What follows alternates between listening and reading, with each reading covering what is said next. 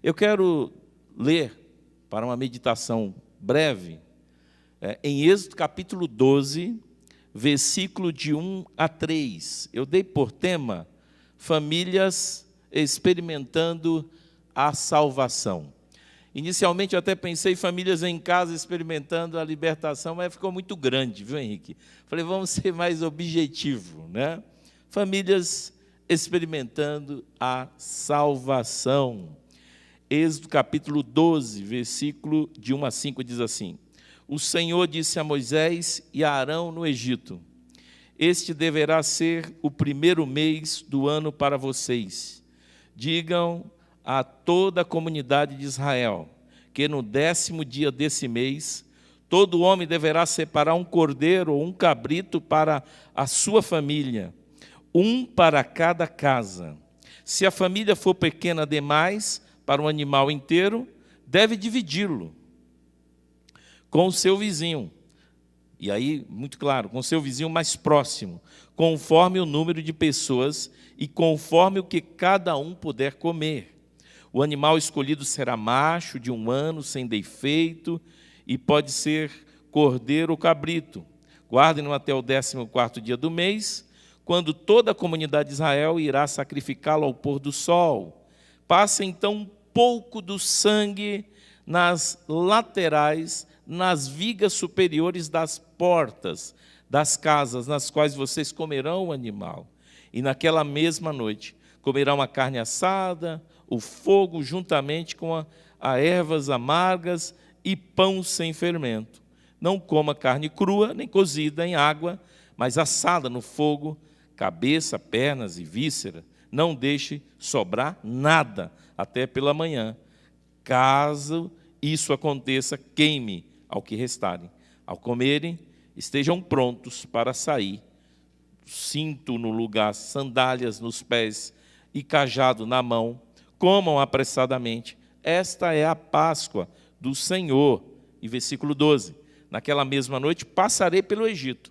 Matarei todos os primogênitos, tanto dos homens como dos animais, e executarei juízo sobre todos os deuses do Egito. Eu sou o Senhor. E o sangue será um sinal para indicar as casas em que vocês estejam. Quando eu vir o sangue, passarei adiante. A praga de destruição não os atingirá quando eu ferir o Egito. Eu escolhi esse texto por duas questões muito cruciais. Primeiro, muito embora estejamos em contextos diferentes, a realidade de Israel era uma realidade de escravos, recebendo a graça de Deus para uma libertação e podendo, assim, sair do cativeiro do Egito. É o contexto da 10ª praga, que é a morte dos primogênitos. Deus dá uma recomendação para as famílias nesse texto. E o nosso olhar, nesta noite, será exatamente qual seria a recomendação de Deus no momento de crise, qual deve ser o papel de cada membro familiar, qual deve ser o papel da família que crê em Deus, que crê em Jesus. Hernandes Dias Lopes diz o seguinte, que naquela mesma noite, né, foi morte para os egípcios, e foi libertação para os hebreus, para uns juízo, para outros salvação. A diferença entre o juízo e livramento, a morte e a vida, a condenação e a salvação, foi o sangue do cordeiro. Deixa eu lembrar você. Moisés deu uma ordem para os chefes de família. Vocês deverão matar um cabrito, cordeiro, espingar o sangue nos umbrais da porta, e na noite em que eu passar com o anjo da morte, a casa onde estiver o sangue do cordeiro, não haverá morte. A casa onde estiver o sangue do cordeiro, não haverá morte. Haverá uma proteção do Senhor para este lar. Pensando nisso, e eu já quero pedir para que você mande também seus pedidos de orações, tá?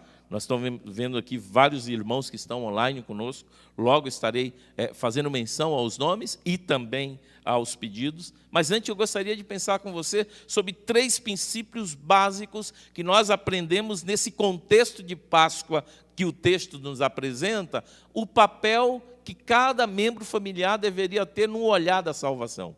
Essa pandemia nos tirou até a oportunidade de celebrar a Páscoa como nós sempre celebramos, nas nossas igrejas, não é verdade? Mas, independentemente, né, do contexto e do cenário, eu quero que você olhe para o ensinamento que Deus dá às famílias. Naquela noite, as unidades familiares, o círculo familiar, deveria ter um comportamento, e esse comportamento tem princípios de obediência que nos leva a entender a salvação para as nossas famílias. Primeiro, nós precisamos entender que o projeto de Deus para a família está nesse texto, né? Deus salva famílias através do Cordeiro que foi morto. Esse não é o 1, não. Por favor, retorna, por gentileza. Acho que esse é o 3, né? Isso. No Êxodo encontramos o projeto de Deus para a família. Aqui nós temos o projeto de Deus para a família. A família está no centro do projeto de Deus. A família precisava celebrar a Páscoa juntas, está no versículo 3. A família precisava toda estar debaixo do sangue do Cordeiro, está no versículo 7. A família toda precisava se alimentar do Cordeiro, está no versículo 8. A família toda precisava celebrar este memorial nas suas gerações futuras, está no versículo 14. A família toda precisa ter o compromisso de ensinar seus filhos sobre o significado dessa Páscoa, está no versículo 26 e 27. A família toda obedeceu a essa ordenança divina, está no versículo 28. Então veja, querido, Deus tem um projeto para a tua família. Deus tem um propósito para a tua família. Deus tem promessas para a tua família. Deus tem interesse na sua unidade familiar. Então não perca a esperança, não deixe que a Covid-19, não deixe que essa pandemia, não deixe que esse momento de crise que o Brasil, que o país, que o mundo está enfrentando, tire de você a expectativa de que Ele tem um projeto futuro para a tua família. Deus tem salvação ortogada para a tua casa. Deus tem interesse total em proteger a sua casa, em guardar o seu lar, em fortalecer a sua família, em fortalecer os laços familiares. Quem sabe esse não é um momento, né, em que nós estamos dentro de casa, assim como aquelas pessoas naquela noite no Egito, deveriam também estar dentro de casa, fazendo juntos algo que era uma ordenança divina. E talvez nós estamos nos perdendo, né, nessa quarentena. Estamos perdendo a oportunidade, por exemplo, de celebrar um culto de gratidão a Deus, perdendo a oportunidade de orar com os filhos, perdendo a oportunidade de estar lendo a palavra junto, perdendo a oportunidade de viver esse momento que Deus está permitindo que você esteja dentro de casa para celebrar junto com a família. E enquanto você está em casa, saiba, Deus está guardando você, Deus está protegendo você, Deus está lhe dando a oportunidade de, no meio de todo esse caos, assim como aquelas pessoas no Egito naquela noite, né, tremenda, naquela noite terrível, tenebrosa, né, o anjo da morte estará passando, mas as famílias deverão estar celebrando juntos, dentro de casa, celebrando a Páscoa, relembrando quem é Deus, relembrando os seus feitos, relembrando as maravilhas que Deus já havia feito nas 9 pragas anteriores. Não é? Quantos livramentos Deus já não ortogou na sua casa? Quantos livramentos Deus já não ortogou na sua vida? Quantos livramentos a sua família já não experimentou? Quantos livramentos Deus já não permitiu que você vivenciasse? Esse Deus continua olhando para o teu lar. Esse Deus continua olhando para a tua unidade familiar. Sabe por quê? Há um projeto de Deus para a família. Há um projeto de Deus. Deus tem um projeto marcado para cada família. Lembre-se disso. Ela está escrita, né? A sua família está escrita nesse projeto. Talvez você esteja preocupado, e é natural. Talvez eu esteja falando com pessoas, com pais, por exemplo, que perderam o emprego. Talvez esteja falando com pessoas que estão desempregadas, né, por conta dessa Covid, ou estão ameaçados de perder o emprego, ou estão com receio de perder o sustento. Lembre-se disso, a sua família está guardada dentro de um projeto divino, e Deus há de abrir portas para você. As portas que fecharam serão abertas, porque toda a unidade familiar, toda a sua unidade familiar pertence a esse projeto divino. É Deus que tem interesse na família. Muito embora estamos vivendo uma geração que está olhando para a família como algo relativo, quando a família é algo absoluto e de pleno objetivo divino. 2, a salvação das famílias, né, da família, exige diligência dos pais ou dos responsáveis. A salvação da família exige aqui uma diligência dos pais ou daquele que é responsável. Eu costumo dizer que quem deve levar Jesus para a família é aquele que tem, né? É aquele que tem. Quando eu me converti aos 14 anos, né, dentro da unidade familiar, dentro da minha casa, eu era um dos únicos cristãos, eu e meu irmão. Nós que éramos responsáveis, né? Nós, enquanto adolescentes, deveríamos levar Jesus para dentro do nosso lar. Então, quem deve levar Jesus para dentro do lar? Né? Aquele que tem, né? Se você tem Jesus no seu coração, você deve levar Jesus para dentro da sua família. Mas aqui há uma responsabilidade direta para os pais. Diga a toda a comunidade de Israel, no 10º dia desse mês, todo homem deverá separar o cordeiro. É lógico, é uma sociedade, né, patriarcal, uma sociedade diferenciada do nosso contexto real, na realidade que nós vivemos. Aliás, na EBD, domingo, nós vimos o papel de mulheres, né, que muitas vezes, sem o papel do esposo, do marido, foram relevantes, né, para a história bíblica.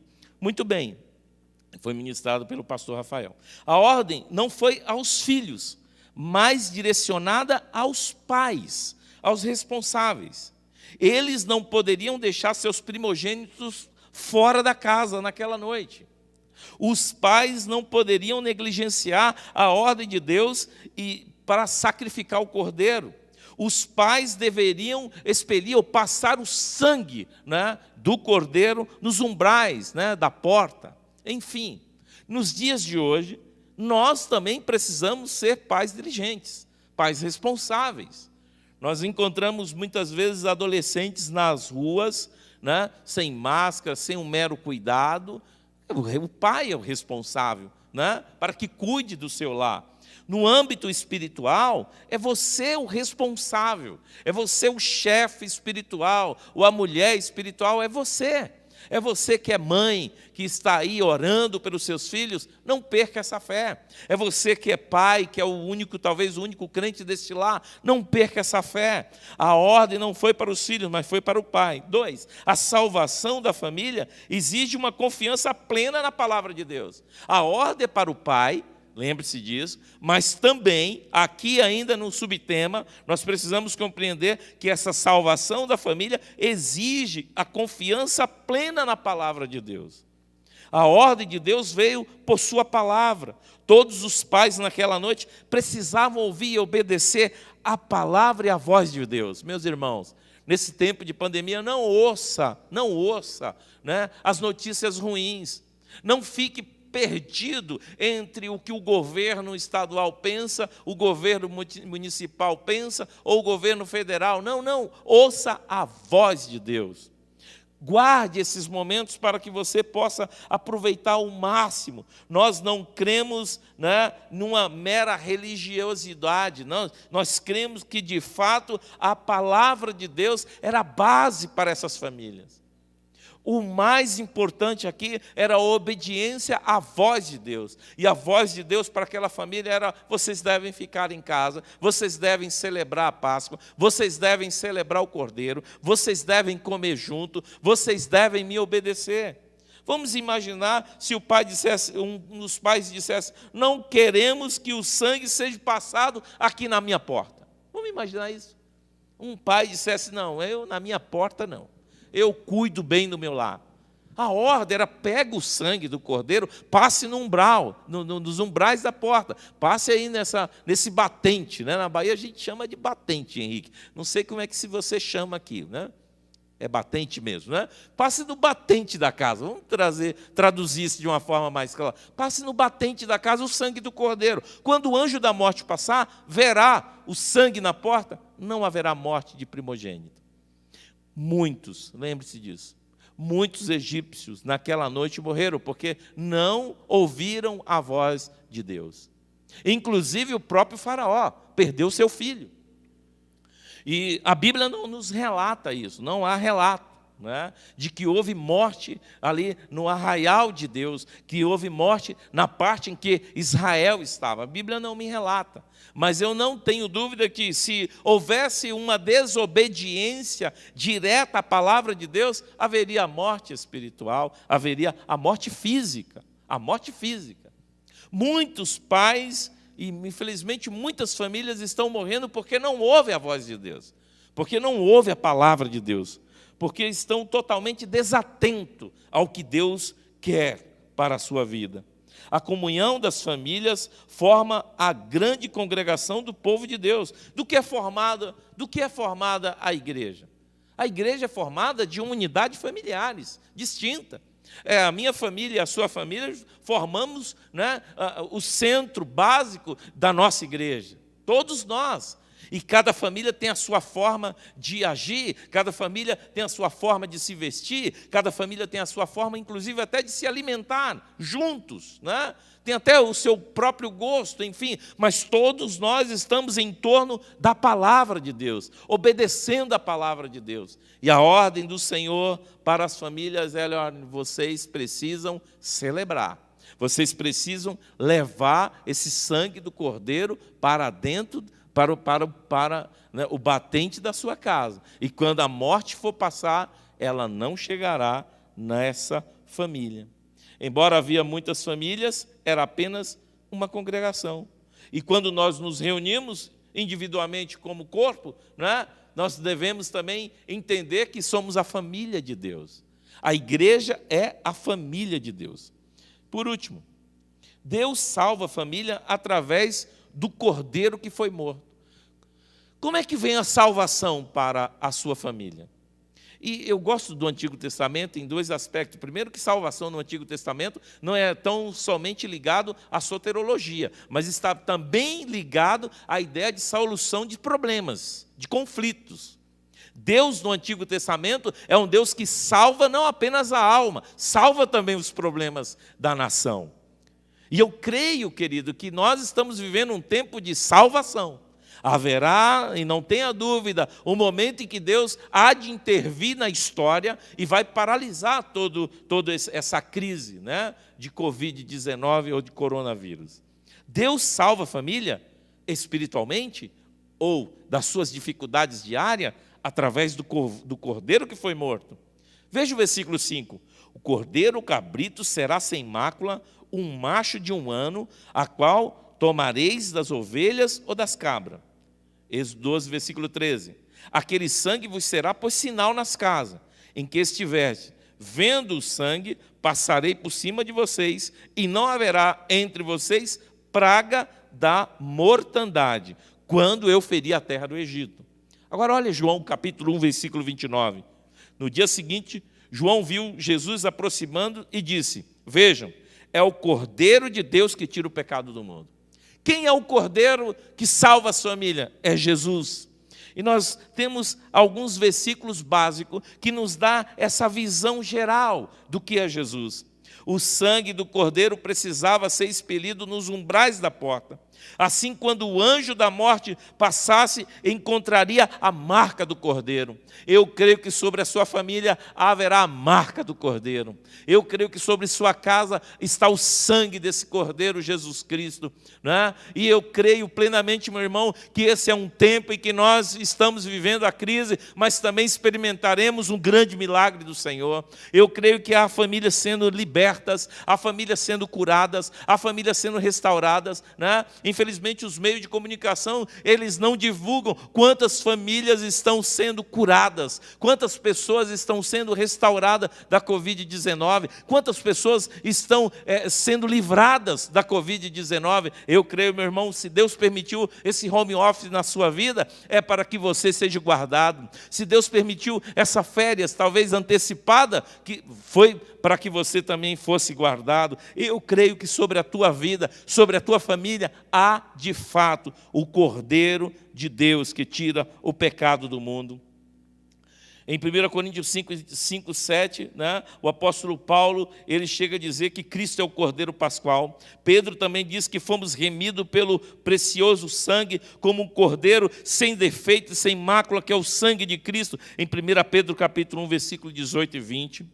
Também João vê o céu e Jesus lhe apresentando como cordeiro que foi morto, mas está vivo pelos séculos dos séculos, em Apocalipse capítulo 5, versículo 6. Então o cordeiro da libertação, do livramento, o cordeiro da Páscoa, o cordeiro que salva o mundo, é Jesus Cristo que está na sua vida. E para concluir, meu irmão, lembre-se disso, leve Jesus para a sua casa. Leve Jesus a confiança plena de que a sua vida, a sua família precisa conhecer Jesus. E se há filhos teus que ainda não conheceu a Jesus, o seu testemunho, a sua palavra, há de mudar corações. Eu creio que se há pais que ainda não encontraram Jesus, não é? Haverá salvação. Esse é um tempo em que nós devemos colocar as nossas famílias debaixo da graça de Deus. Qualquer que seja o decreto, qualquer que seja a preservação da sociedade em relação ao Covid-19, qualquer que seja a forma como os governantes estão tentando nos proteger, não se compara com o sangue precioso de Jesus que está sobre o teu lar e sobre a tua vida e sobre a tua família. Que Deus abençoe seu lar de forma poderosa e que nos umbrais da sua casa, não é? No seu coração e no seu comportamento esteja o sangue precioso de Jesus, dando livramento e abençoando a sua família.